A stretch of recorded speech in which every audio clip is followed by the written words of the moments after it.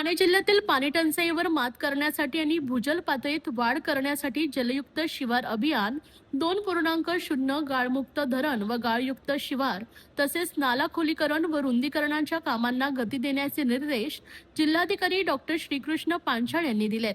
बैठकीत जलयुक्त शिवार अभियान 2.0 अंतर्गत जिल्ह्यातील 1374 प्रस्तावित कामांचा आढावा घेण्यात आलाय, ज्यापैकी तब्बल 1311 कामे पूर्ण झाली असून एकूण 4,04,114.99 लाख रुपयांच्या निधी नियोजनातून विविध विभागांनी गतीने कामे केली आहेत।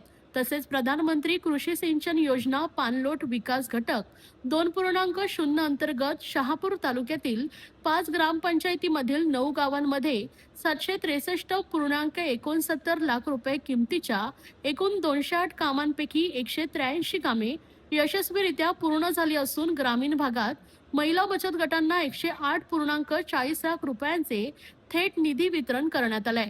राज्यात कायमस्वरूपी लागू करण्यात आलेल्या गाळमुक्त धरण व गाळयुक्त शिवार आणि नाला खोलीकरण व रुंदीकरण या अत्यंत महत्त्वाच्या योजनेवर बैठकीत सविस्तर चर्चा झाली।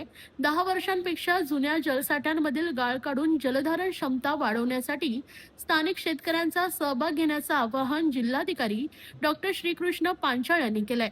मुरबाड तालुक्यातील वैशाखरे येथील पाझर तलावातून गाळ काढण्याचं काम सध्या वेगानं सुरू असून मांडवत आणि जायगाव येथील नाला खोलीकरणाची कामे प्रगतीपथावर आहेत, ज्याची नोंद अवनी ॲपवर अद्ययावत केली जाते।